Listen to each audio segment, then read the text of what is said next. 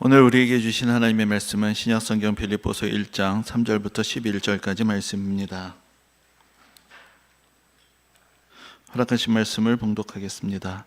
내가 너희를 생각할 때마다 나의 하나님께 감사하며 간구할 때마다 너희 무리를 위하여 기쁨으로 항상 간구함은 너희가 첫날부터 이제까지 복음을 위한 일에 참여하고 있기 때문이라. 너희 안에서 착한 일을 시작하신 이가 그리스도 예수의 날까지 이루실 줄을 우리는 확신하노라. 내가 너희 무리를 위하여 이와 같이 생각하는 것이 마땅하니 이는 너희가 내 마음에 있음이며 나의 매임과 복음을 변명함과 확정함에 너희가 다 나와 함께 은혜에 참여한 자가 됨이라. 내가 예수 그리스도의 심장으로 너희 무리를 얼마나 사모하는지 하나님이 내 증인이시니라. 내가 기도하노라. 너희 사랑을 지식과 모든 총명으로 점점 더 풍성하게 하사 너희로 지극히 선한 것을 분별하며 또 진실하여 허물 없이 그리스도의 날까지 이루고 예수 그리스도로 말미암아 의의 열매가 가득하여 하나님의 영광과 찬송이 되기를 원하노라. 아멘.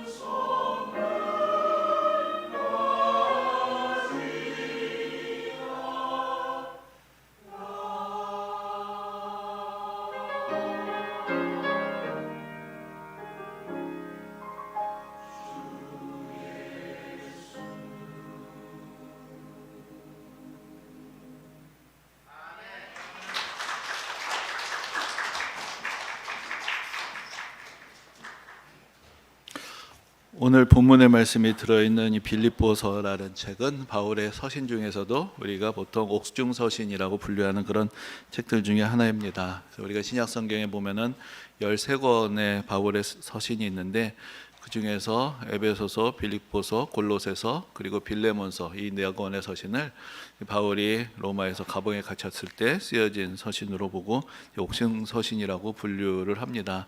그리고 내용상으로 보면은 사실 디모데 후서도 바울이 감옥에 갇혔을 때 썼다라는 정황이 분명하게 드러나 있습니다. 그런데 대개 디모데 후서는 디모데 전서, 디도서랑 함께 우리가 목회 서신이다라고 분류를 하기 때문에 옥진 서신이라고 부르지 않은 것뿐이지, 사실은 바울의 13편의 서신 중에서 사실 5편이 바울이 감옥에 갇혀 있을 때 쓴 서신이라고 할 수 있습니다. 그것을 보면은 이제 바울이 복음을 전하기 위해서 어떤 삶을 살았는가, 그것을 우리가 좀 잘 알 수가 있습니다. 근데 이제 빌립보서는 옥중 서신이라고 분류가 되지만 또 빌립보서에 늘 따라다니는 별칭이 있습니다. 그것은 기쁨의 서신이라는 말인데, 바로 바울이 빌립보서에 보면은 기쁨 혹은 기뻐하다라는 말이 16번이나 나오기 때문에 또 그렇게 불리는 것입니다. 그래서 오늘 본문에서도 빌립보 교회 성도들 향해서 기쁨을 표현하는 그런 바울의 마음을 잘 볼 수가 있습니다. 그래서 이제 여기 하나의 모순과 같은 두 가지 그 분류와 명칭이 있는 것이죠. 옥중 서신인데 이것이 기쁨의 서신이다. 어떻게 그럴 수가 있는가라는 그런 질문을 우리가 해보게 됩니다. 누군가가 감옥 안에서 편지를 쓴다면 그것은 자기의 어떤 답답함 혹은 억울함, 비통함, 아니면 바깥 세상에 대한 그리움, 이런 것들을 표현하는 그런 글이 되기가 쉬울 텐데, 어떻게 바울은 감옥 안에서 기쁨의 서신이라고 불리는 그런 편지를 쓸 수가 있었을까라는 그런 질문을 우리가 던져보게 되는 것입니다. 그것은 한편으로는 바울이 예수 그리스도의 복음을 전하기 위해서 고난받는 삶을 자기 자신이 기쁨으로 감당을 할 수가 있었고, 또한 우리가 빌립보서에서 보는 것처럼 바로 그곳에 있을 때 자기를 사랑해 주는 사람들, 자기를 위해서 기도해 주는 사람들, 자기를 이렇게 돕고 섬겨주는 귀한 동역자들이 있다는 것을 깨달았을 때 바로 그들의 정성과 사랑에 감동이 되었고, 그래서 더 큰 감사와 기쁨을 느끼게 되었다라고 이야기할 수 있을 것입니다. 그래서 우리가 빌립보서와 같은 바울 서신들, 또 여러 성경의 어떤 서신서들을 볼 때 복음을 따라가는 삶의 실제적인 모습이 어떠한 것인가에 대해서 우리가 여러 가지로 도전을 받게 됩니다. 오늘날 우리나라 교회가 여러 가지로 정체가 되어 있다라는 이야기들을 자주 듣게 되지만, 또 교회 안에 여러 가지 문제들을 알게 되지만, 결국은 이것을 통해서 우리는 우리 시대의 과제를 다시 한번 깨닫게 되는 것입니다. 그것은 복음이 무엇인가, 복음적인 삶이 무엇인가, 그것을 우리가 조금 더 깊이 깨닫고 또 실천하는 삶으로의 부르심, 그것이 이제 우리 시대의 과제로 나와 있는 것입니다. 교회 밖에 있는 사람들은 그냥 끌어다가 교회 안에 앉혀놓는 것, 이것이 전도의 전부는 아닙니다. 전도라는 것, 복음을 전한다는 것은 그 복음이 그들의 삶의 일부가 되어야 하는 것이고, 복음에 의한 새로운 삶으로 살아갈 수 있을 때 그것이 진정한 전도가 될 것입니다. 그냥 복음에 의해서 변화됨이 없이 교회 밖에 있는 사람을 그냥 교회 안에만 앉혀놓기만 한다면, 그럼 결국 교회 밖에서 일하는 일들이 그대로 교회 안에 일어나게 되는 것이고, 교회 밖에서 가지고 있는 사람들의 생각이 그대로 교회 안으로 들어오게 되는 것입니다. 그래서 교인들끼리 이야기를 해도 세상 사람들하고 별 다르지 않은 이야기들, 별 다르지 않은 기대, 별 다르지 않는 삶의 목표들을 가지고 살아가게 될 때 또 우리가 서로서에게 또 실망을 하게 되는 이제 그런 모습들도 볼 수가 있고, 그냥 믿는 사람이나 믿지 않는 사람이나 똑같다, 이제 그런 또 실망감 어린 생각들이 들 때도 있습니다. 근데 우리가 예수를 믿는다는 것은 우리가 이전에 가지고 있던 그 기존의 가치관을 완전하게 뒤집고 새롭게 하는 것을 의미하는 것입니다. 물론 이런 것은 단시간에 이루어지지는 않습니다. 우리는 이미 어려서부터 배우고 또 듣고 익숙해지는 삶의 질서, 가치관, 문화, 또 그러면서 세워놓은 삶의 목표들을 가지고 있습니다. 어떻게 살아야 하는가에 대해서 우리는 이미 목표를 가지고 있는데, 사실은 그것을 정당화하기 위해서, 또 그것을 이루어가는 힘을 얻기 위해서 단지 신앙을 이용하는 것이라면, 신앙은 우리에게 있어서 그렇게 대단한 의미가 있지는 않을 것이고, 다른 것들에 의해서 쉽게 대체될 수가 있을 것입니다. 그러므로 진정한 신앙이란 것은 우리의 삶의 가치관 자체를 형성을 하고, 무엇이 옳은지 그른지, 무엇을 우리의 삶의 우선순위로 두어야 하는지, 우리가 어떤 것을 추구하며 살아야 하는지 그 자체에 대해서 답을 줄 수 있을 때 그것이 우리에게 진정한 신앙이라고 할 수가 있을 것입니다. 바울은 예수 믿고 변화되었기 때문에 감옥에 갇힌 삶을 슬퍼하기보다는 기쁨으로 받아들일 수 있고, 그리스도로 인해서 받는 고난을 감사하는 데까지 이를 수가 있었습니다.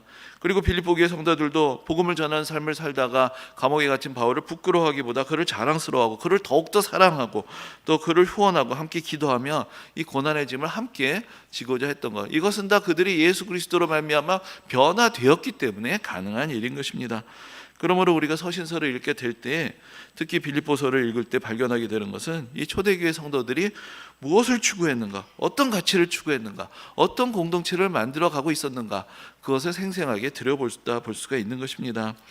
여러분들 잘 아시는 대로 이 빌립보서라는 것은 물론 빌립보라는 도시에 있는 그런 성도들에게 쓴 그런 편지가 되는 것이죠. 근데 이제 빌립보라는 도시는 바울이 2차 선교 여행 때 복음을 전했던 그런 도시였는데 바울에게는 또 특별한 의미가 있는 도시라고 할 수가 있습니다. 그래서 바울이 원래 1차 선교 여행은 우리가 요즘 튀르키아라고 부르는 나라, 그러니까 터키의 또 소아시아 지역을 중심으로 복음을 전하는 이제 그런 목표를 가지고 1차 선교 여행, 또 2차 선교 여행을 하게 됩니다.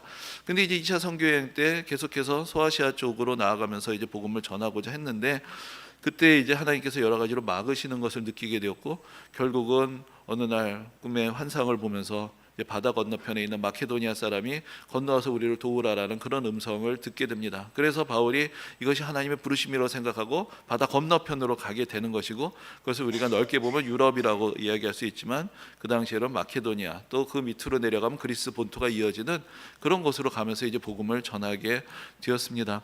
근데 바로 이 마케도니아 지역에 있었던 첫 성이 빌립보였던 것입니다. 근데 이제 보통 바울이 어느 새로운 도시에 가게 되면은 안식일에 늘 유대인들의 회당을 먼저 찾아갑니다. 그것은 바울로서도 또 안식일을 또 기억하고 있었던 그런 신앙의 어떤 틀 안에 있었다고도 할 수가 있고 또한 먼저 유대인들을 만나서 복음을 전하기가 쉬웠기 때문이라고 할 수도 있고 또 새로운 곳에서 그곳에서 자기 동포들을 만나면 또 여러 가지 삶에 유용한 정보들도 얻을 수 있었을 것입니다. 근데 이제 빌립보에는 유대인들이 많지 않았고 그래서 회당이 없었습니다. 안식일에서 어디 기도할 때가 있는가 찾다가 강가에 모여 있는 사람들을 보게 되었는데 거기에 이제 그 지역에 사는 경건한 사람들, 하나님을 경외하는 사람들이 함께 모여 있었고 거기서 이제 복음을 전하게 됩니다. 근데 그때 이제 복음을 듣고 회심한 사람 중에 이제 루디아라는 여인이 있었습니다. 그래서 오늘 주보 표지에 루디아와 바울이 만나는 장면을 그랬는데 등장인물이 하도 많아서 어디 바울이 있는지 어디 루디아가 있는지 뭐 잘 찾아봐야 되는데 아무튼 어딘가 있습니다. 한번 보시면 되겠는데 그래서 이제 바울이 그 강가에서 루디아를 만나게 되었고 근데 이 루디아라는 여인은 두아디아라는 다른 성 출신이었는데 성경의 표현대로 하면은 이제 자주 옷감을 장사하는 거래하는 사람이었다라고 그렇게 표현하고 있습니다. 근데 그 당시에 자주색 혹은 이제 보라색은 만들기가 아주 힘든 그런 색깔이었기 때문에 아무나 그런 색으로 된 옷을 입을 수가 없었습니다.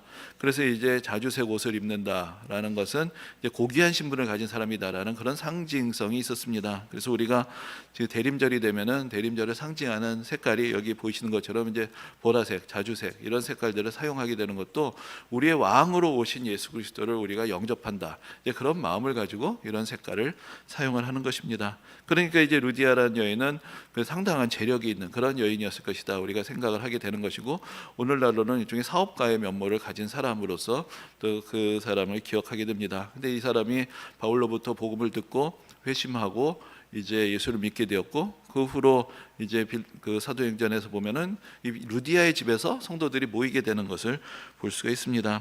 근데 이제 이 빌립보 교회가 바울이랑 좀 더 이제 관계를 맺게 되는 것은 바울이 계속해서 이제 복음을 전하면서 이제 서쪽으로 가게 되는데 빌립보서에 잘 나와 있는 것처럼 이때부터 빌립보 교회는 바울을 늘 섬기고 또 기도하고 후원해 주는 그런 교회가 되었다는 것입니다. 원래 바울이 처음에 복음을 전하고 선교 여행을 시작할 때는 이 안디옥 교회에서부터 파송을 받았습니다. 안디옥은 그 얼마 전에 그 터키에서 큰 지진이 났을 때 또 피해 지역 중에 하나였는 터키 남부에 있는 그런 도시인데 거기서부터 이제 바울을 후원할 때 면서 바울을 위해서 기도했지만 바울의 사역은 점점 서쪽으로 나아가고 있었던 것이죠. 그래서 처음에는 안디옥 교회가 바울을 또 파송을 하고 여러 가지로 후원했겠지만 이제 바울이 이제 마케도니아와 그리스 지역을 넘어서 계속해서 복음을 전할 때 이제는 또 빌립보 교회가 바울을 기억하고 바울의 사역에 동참하면서 함께 섬겨 주었던 그런 모습을 볼 수 있습니다. 그래서 이제 바울이 나중에 로마에서 감옥에 갇히게 됐을 때 이제 아예 빌립보 교회는 한 사람을 보냅니다.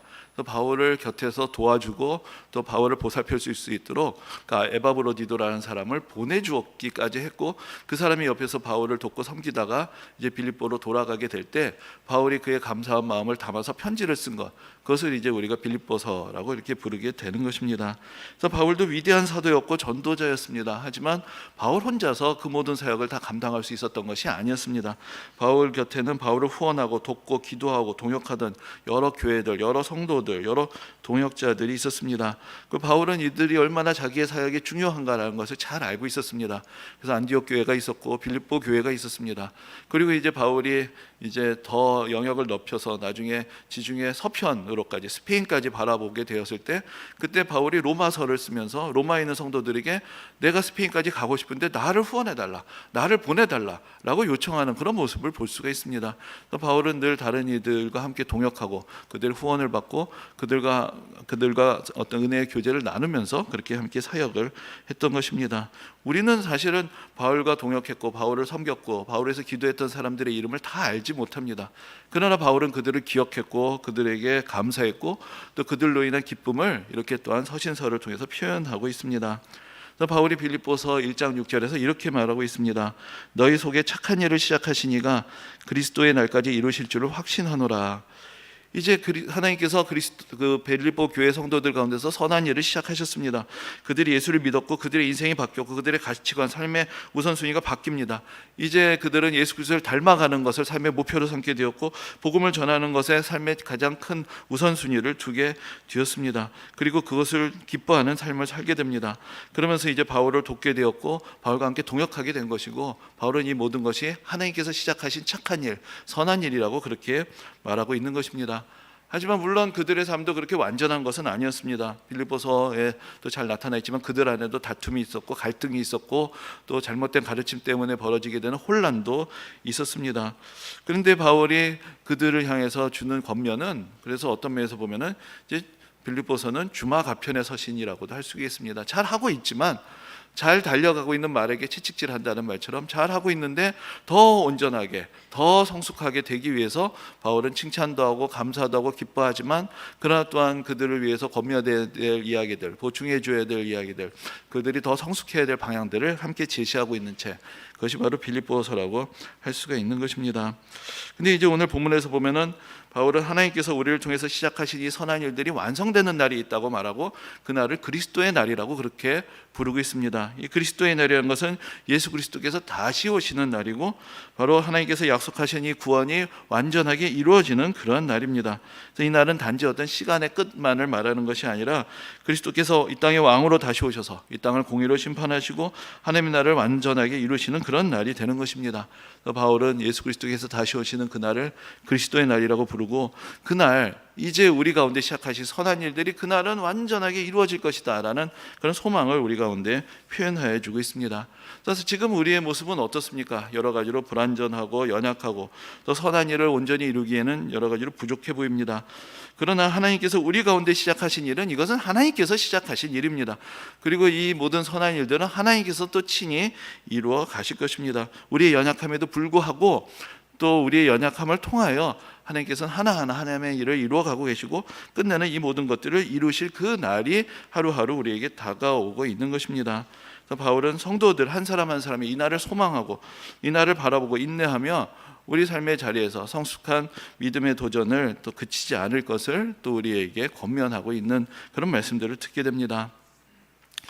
근데 요즘 뮤지컬 좋아하시는 분들이 많고 또 뭐 연말에도 또 특별 공연들이 있기도 한데, 참 그래서 뮤지컬 티켓들이 가격이 생각보다 어마어마합니다. 그런데 또 희한한 것은 비싼 표부터 더 먼저 팔린다라는, 그래서 한번 들어가 보면은 이 비싼 자리들은 이미 다 동이 나는 이제 그런 일들도, 표를 구하기도 쉽지 않은 그런 모습들도 볼 수가 있습니다. 그래서 요즘 이제 영화의 시대가 온 것 같지만 여전히 사람들이 현장감을 느끼면서 연기를 보고 노래와 음악을 즐기는 것들에 대해서 되게 어떤 가치 있게 생각하는 그런 트렌드들을 볼 수가 있습니다. 그리고 뮤지컬 배우들도 상당한 스타덤을 누리고 있는 것을 봅니다. 그래서 해외에서 유행한 뮤지컬들이 웬만하면 우리나라에 다 들어오고 오리지널 캐스트도 오고 우리나라에서 또 제작이 되기도 하는데, 그 웬만한 신기록을 다 갈아치우고 미국에서 엄청난 인기를 얻었는데도 우리나라에 아직 들어오지 않은 그런 뮤지컬이 있습니다. 혹시 아마 뮤지컬 좋아하시는 분들은 다 아실 거라고 생각이 되는데, 이게 해밀턴이라는 그런 작품입니다. 뭐 뮤지컬의 최고의 상이라고 뭐 토니상을 받고 뭐 상영 횟수나 여러 가지 관람객 수에서 그냥 신기록을 계속 갈아치웠는데도 우리나라에서는 잘 모르고 아직 우리나라에 들어오지는 않았습니다. 그러니까 그 이유가 뭔가? 근데 이 해밀턴이라는 작품은 알렉산더 해밀턴이라는 사람이 일대기를 배경을 한 건데, 이 사람이 누구냐? 아마 여러분들 이 사람 얼굴 한 번쯤 보신 분들이 꽤 있으실 텐데 어디 있냐면은 미국의 10달러 지폐에 나오는 사람입니다. 뭐 100달러는 기억해도 10달러는 모르겠다 할지 모르겠는데 이 사람이 미국의 초대 재무장관이고 미국의 중앙은행을 설립해서 오늘날 달러의 파워를 만드는 데 기여한 사람이다. 뭐 이렇게도 이야기를 하는데 이 사람이 아주 그 뮤지컬로 만들 정도로 드라마틱하고 입지전적인 또 삶을 살았던 사람이었고 또 미국의 초대 대통령이었던 조지 워싱턴의 오른팔이라는 이제 그런 그렇게도 불리기도 했던 그런 사람이었습니다. 근데 이제 이 사람의 일대기를 뮤지컬로 만들다 보니까 미국의 초기 역사가 익숙하지 않은 사람들한테 얼마나 흥행할지 아마 자신이 없었는지 아직까지 우리나라에 들어오지를 않고 있습니다. 근데 이제 제가 이런 뮤지컬이 떴다라는 얘기 듣고 궁금하기는 한데 뭐 미국에 가서 볼 수 없고 하다가 이제 그 요즘 뭐 OTT 서비스들 통해서 이제 영상에 있다라는 것을 알게 돼서 이제 한번 보게 되었습니다. 근데 이제 제일 인상적인 것은 음악이 아주 특이한데 일반 뮤지컬하고 좀 다르게 뭐 저 흉내를 낼 수가 없는데 랩으로 뭐 Yo man 뭐 죄송합니다. 아무튼 완전히 그 옛날 200년 300년 전 이야기를 하고 있는데 완전히 현대적인 음악을 섞어서 좀 전혀 다른 분위기 가운데 그 이야기들을 별로 지루하지 않게 이제 표현하고 있는 것을 볼 수가 있었습니다. 근데 그것보다도 제가 그 작품을 보면서 저한테 상당히 감명 깊은 그런 장면이 하나 있었습니다. 그러니까 그 대목은 어디냐면은 이제 그 조지 워싱턴이 이제 독립전쟁을 승리로 이끈 영웅이었죠. 그리고 여러분들 아시는 대로 두 번에 걸쳐서 대통령을 하게 됐는데 이제 세 번째 이제 출마를 해야 되는 그때였는데 이제 조지 워싱턴이 자기의 충실한 자기의 어떤 신복과 같은 이제 해밀턴한테 이야기를 하는 겁니다. 자기는 삼선 출마를 하지 않겠다라고 이야기를 하면서 자기가 이게 출마하지 않겠다라는 것을 국민에게 알리는 연설문의 초안을 쓰라고 합니다. 그러니까 해밀턴이 깜짝 놀라는 거죠. 안 된다고, 아직도 제 대통령이 해야 될 일이 많다라고 그렇게 이야기를 하는데 거기에 대해서 이제 이 워싱턴 역할을 맡은 사람이 이제 노래를 하는데 그 내용이 이런 것입니다. 우리가 만든 이 나라는 우리는 어떤 한 사람의 영웅이 아니라 모든 국민들의 민주주의에 대한 신념을 가지고 헌신하여서 이끌어가는 그런 나라를 우리가 만든 것이다 라는 것이죠. 그래서 이제는 우리 이 새로운 나라의 법과 제도 안에서 이 나라의 국민들이 이 나라를 이끌어가야 하는 것이고 나도 그 법과 제도의 혜택을 입을 때가 됐다 라고 이제 그렇게 이야기를 하면서 물러가는 이제 그런 모습을 봅니다. 그러니까 이제 합창단이 옆에서 노래를 하죠. 조지 워싱턴이 집에 간다네. 그래서 조지 워싱턴이 집에 간다네 하고 이렇게 노래를 하는데 제가 그 모습을 이렇게 보면서 이 미국이라는 나라가 우리에게 보여주었던 그 가치란 것이 무엇인가라는 생각을 사실 해보게 됐습니다. 그 당시에 이 세상 모든 나라들은 왕이 다스리는 나라였습니다. 그러니까 사람들이 다 이제 조지 워싱턴은 미국의 새로운 왕이라고 생각을 했던 것이죠. 근데 이 사람이 물러났다는 소리를 듣고 영국의 왕이 놀라서 어떻게 사람이 그런 일을 할 수 있나, 이제 그런 이야기를 했다는 거. 그것도 이제 뮤지컬에 잠깐 좀 약간 대목이 나오는데 이제 그런 모습을 봅니다. 여러분, 미국이란 나라가 세계적으로 지도력을 갖는 게 그게 단지 달러나 무기의 힘만인가? 뭔가 이상을 보여줄 수 있고 비전을 보여줄 수 있고 우리가 어떤 방향으로 나아가야 될 것에 대한 선도적인 영향력이 없다면 어느 누구도 그런 나라들을 위대한 나라, 지도력이 있는 나라라고 부르지는 않을 것입니다. 제가 그런 장면을 보면서 우리나라에 대한 생각을 해봤습니다. 우리는 어디로 가고 있는 나라인가? 우리를 통해서 우리는 어떤 일들이 이루어지고 있는가? 우리는 이전보다 비교할 수 없는 그런 영향력을 가진 나라가 됐습니다. K-팝, 영화, 예술, 경제 여러 분야에서 성과를 보여주고 많은 사람들에게 선망의 대상이 됩니다. 근데 저는 이 시대에 하나님께서 우리에게, 우리나라, 우리 민족에게 주신 사명이 꿈을 꾸게 하는 것이다라는 생각을 해봅니다. 식민지를 겪었던 나라, 전쟁의 아픔이 있는 나라, 또 민주주의의 여러 가지 어려움을 겪었던 이 나라가 경제가 일어나고 나라의 국격이 높아지고 성장하고 많은 나라들에게 영향을 미치는 걸 보게 될 때 많은 나라들이 소망을 얻게 되는 그런 나라가 아닌가, 이러한 역할을 할 수 있는 나라가 과연 이 세상에 몇 개나 있겠는가, 그런 생각을 해보게 되는 것이고, 이 시대에 다른 나라들을 위로하고 소망하고 꿈을 꾸게 해주는 그 나라, 그 역할을 하나님께서 우리에게 또한 맡기셨다라는 그런 생각을 해보게 됩니다. 이것이 바로 이 시대 우리나라, 우리 민족, 우리 국민들에게 맡긴 또 우리 가운데서 시작하신 하나님의 선한 일이 아니겠는가라는 생각을 해보는 것입니다. 근데 앞에서 말씀드린 것 같이 바울도 혼자서 그 전도의 사명을 다 감당했던 것이 아니었고, 빌보 교회 성도들, 안디옥 교회 성도들, 로마 교회 성도들, 여러 성도들이 바울을 위해서 기도하고 하지 협력하는 가운데서 그 일들을 해낼 수가 있었습니다. 복음을 믿고 그 안에서 변화되고 이제 하나님께서 새롭게 시작하신 그 선한 일을 기쁨으로 순종했던 수많은 사람들의 기도와 헌신이 모여서 또한 그 시대에 복음이 전파되고 하나님 나라가 확장될 수가 있었던 것입니다. 그래서 이 모든 것을 바울은 하나님께서 시작하신 일이라고 믿고, 하나님께서 온전하신 것을 믿고, 또 함께 감사하고 기뻐하고, 또 성도들이 더 온전한 믿음에 이르도록 또 인내로서 그 길을 갈 수 있도록 권면하고 있는 것입니다. 또 우리도 지금까지 이루어낸 일들이 있습니다. 또 앞으로 나아가야 할 일이 있습니다. 그 가운데서 앞으로 나아갈 때도 있고, 또 뒤로 물러서는 것 같은 때도 있습니다. 자랑스러울 때도 있고, 또 실망스러울 때도 있습니다. 그러나 우리가 함께 만들어 온 이 나라는 어느 개인의 손에 있는 것이 아니라 하나님의 은혜 안에 있는 나라이고, 국민들 한 사람 한 사람이 추구하는 그런 가치와 신념에 의해서 지금도 함께 세워져 가고 있는 그런 나라인 것입니다. 오늘 본문의 뒷부분에 보면 바울은 이어서 이 고린도의 성도들이 열정과 그 사랑이 가득 찼던 이 사람들이 그 사랑을 더 온전하게 하기 위해서 어떤 것들을 보완해야 하는가, 이제 그런 권면들을 주는 것을 볼 수 있습니다. 그러면서 이제 빌립보 교회 성도들을 위해서 하는 기도의 내용들을 그가 옮기고 있는데, 그러면서 이렇게 이야기합니다. 이 빌립보 교회 성도들의 사랑이 지식과 모든 청명으로 점점 더 풍성하게 되고 지극히 선한 것을 분별하게 되기 위해서 기도한다라는 이야기를 전하고 있는 것을 볼 수 있습니다. 근데 우리가 어떻게 생각하면 지식과 총명이라는 것은 사랑과 반대가 되는 것처럼 느껴지기도 합니다. 똑똑하고 잘 따지는 사람은 사랑이 부족하고, 사랑이 많은 사람들은 그냥 대충 덮어놓고 그냥 따지고 판단하기보다는 좋게 생각할 수가 있는 것이죠. 그런데 사실 분별력이 없는 사랑은 결과적으로 사랑을 더 퇴보시킬 수 있습니다. 선한 것을 분별하지 않고 옳지 않은 것을 용납하면서 생각 없이 덮어놓고 사랑하다 보면 결국은 시험 들고 상처받는 일이 벌어질 수밖에 없기 때문입니다.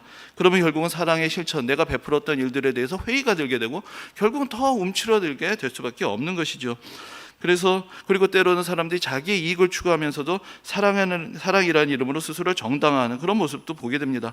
또 너무나 사랑이 감정적이 되면은 자기와 다른 처지에 있는 사람들의 삶을 잘 이해하고 살피면서 또 품어줄 수 있어야 되는데, 그냥 자기 감정이 이끌린 대로 좋은 사람한테는 잘하고 싫은 사람은 싫고, 감정적인 사랑에서 벗어나지 못하면 진정한 사랑에 이를 수가 없게 되는 것입니다.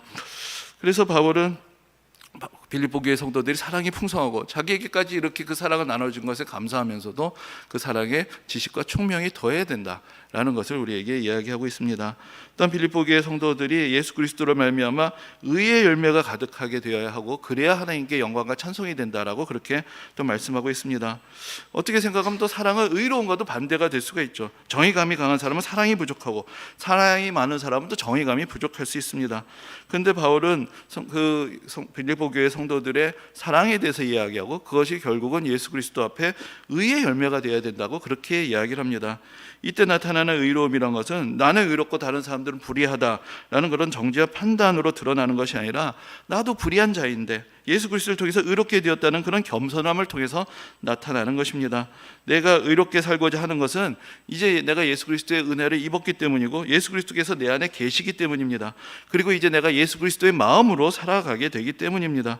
그러므로 예수 그리스도의 마음을 가진 사람들은 자신을 지키며 불의한 일에 물들지 않으려고 해야 할 것이고, 또한 자기와 같이 연약한 사람들을 예수 그리스도의 마음으로 사랑할 수 있고, 그들을 죄악의 길에서 떠나게 하고 하나님의 의로운 백성으로 살아갈 수 있도록 이끌어주는 사람들, 그 사람들이 사랑을 통해서 의의 열매를 맺어가는 그런 사람들이라고 할 수가 있습니다.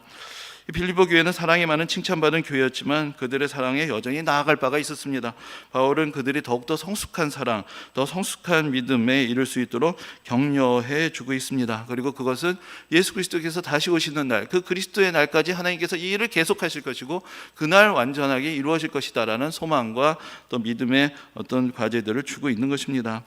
근데 우리가 구약 성경에 보면은 또 엘리야라는 위대한 선지자가 있습니다. 정말 엄청난 하나님의 능력을 보여주었던 선지자지만, 그도 때로는 낙심하고 절망 가운데서 또 쫓겨다닐 때가 있었습니다. 이세벨이 그의 목숨을 노리고 끝까지 쫓아올 때 결국 그도 낙심하고 모든 것들을 다 포기하고 싶은 그런 마음에 이르게 됩니다.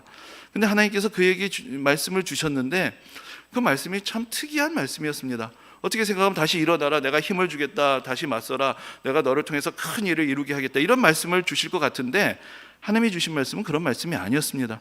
하나님께서 엘리야에게 주신 말씀은 너는 가서 예후에게 기름을 부어서 이스라엘의 왕이 되게 해라.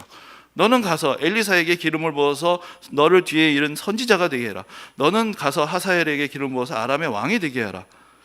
이것이 무슨 뜻인가? 내가 모든 것들을 다 이루는 사람은 아니라는 것입니다. 하나님의 구원의 계획이 있고 하나님의 역사의 계획이 있습니다. 엘리야는 여기까지 맡은 사람입니다.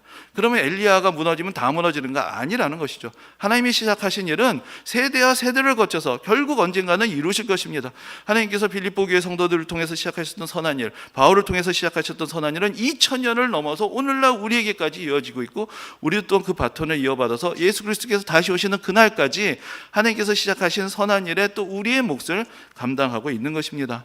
또 하나님께서 우리 시대, 또 우리 나라에 맡기신 일들, 또 우리 시대에 뿌려진 여러 가지 희망의 씨앗들의 결실들을 우리 시대가 다 보게 되지는 않을 것입니다.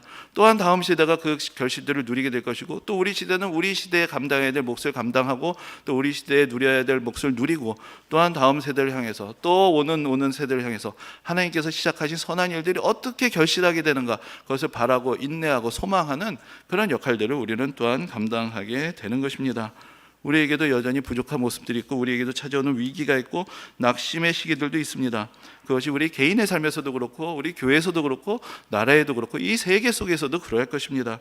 그러나 하나님께서 우리를 통해서 시작하신 일, 2000년 전에 예수 그리스도를 통해서, 또 사도 바울을 통해서, 그 사도들의 수고를 통해서, 또 초대교회 성도들을 통해서 시작하신 선한 일은 영원히 계속될 것이고, 하나님 나라에서 완성될 것이고, 그날을 바라보는 믿음 안에서 살아가는 모든 성도들을 통해서 오늘도 하나하나 결실하고 이루어지게 될 것입니다.